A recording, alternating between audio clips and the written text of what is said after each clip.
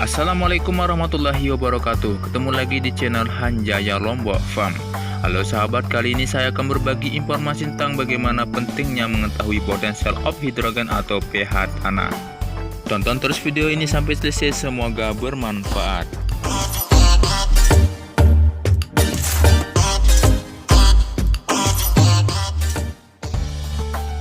Tanah merupakan salah satu penunjang kehidupan semua makhluk hidup, salah satunya adalah tanaman. Setiap tanah memiliki kadar pH yang berbeda-beda yang merupakan salah satu indikator dari tingkat kesuburan tanah. pH atau potential of hydrogen itu sendiri biasa disebut dengan kadar keasaman pada tanah. Tingkat keasaman atau pH memiliki ukuran kisaran 1-14 skala pH. Jika tanah memiliki nilai pH 0-6 artinya tanah bereaksi asam, sedangkan tanah yang memiliki nilai pH 8-14 artinya tanah bereaksi basa. Dan untuk tanah yang memiliki nilai pH 7 itu artinya tanah bereaksi netral, tidak asam maupun tidak basa. Dalam pertumbuhan tanaman, reaksi tanah yang bagus adalah netral, karena pada kondisi ini kebanyakan unsur hara mudah larut dalam air sehingga tanaman dapat dengan mudah menyerap unsur hara. Tidak semua tanaman dapat tumbuh dan berkembang pada pH 7, tetapi bisa kurang atau lebih dari pH 7 dan tergantung dari jenis tanamannya. Perlu diketahui bahwa pada tanah yang bereaksi asam itu artinya tanah kekurangan zat fosfor, kalsium, magnesium, dan molibdenum. Karena itu semua akan membentuk garam yang nantinya akan sulit larut di dalam air. Faktor keasaman pada tanah antara lain air hujan, pupuk, bahan organik tanaman, dan hujan asam. Sudah tahukah Anda kenapa pH tanah merupakan hal yang harus mendapat hak perhatiannya lebih? Itu semua dikarenakan pentingnya mengetahui pH tanah.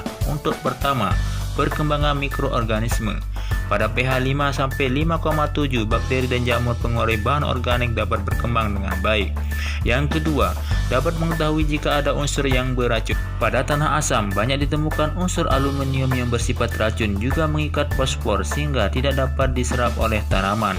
Sebaliknya, pada tanah basah ditemukan juga unsur yang dapat meracuni tanaman, yakni natrium atau Na dan molibdenum atau Mo. Akibatnya akan menjadi racun bagi tanaman. Yang ketiga, dapat menentukan tinggi rendahnya unsur hara yang terserap oleh tanaman. Umumnya, unsur hara mudah diserap oleh akar tanaman pada pH tanah netral 6-7 karena pada pH tersebut sebagian besar unsur hara mudah larut di dalam air. Jumlah unsur mikro yang tersedia pada pH netral cenderung lebih kecil dibandingkan dengan pH rendah atau tinggi, tapi jumlah tersebut telah mencukupi kebutuhan tanaman. Yang keempat, di bidang pertanian, pengukuran pH tanah juga digunakan untuk memonitor pengolahan pertanian terhadap penggunaan bahan kimia dan mengetahui dampak terhadap lingkungan. Oleh karena itu sangat penting untuk mengetahui kadar pH tanah terutama bagi petani yang melakukan penanaman. Cara yang paling cepat untuk mengetahui kadar pH yang ada di dalam tanah dapat menggunakan pH meter tanah manual atau menggunakan pH meter tanah digital. Oke sahabat, demikian informasi yang dapat saya sampaikan tentang pH tanah. Semoga informasi ini bermanfaat. Sekian, assalamualaikum warahmatullahi wabarakatuh. Sampai jumpa di video selanjutnya.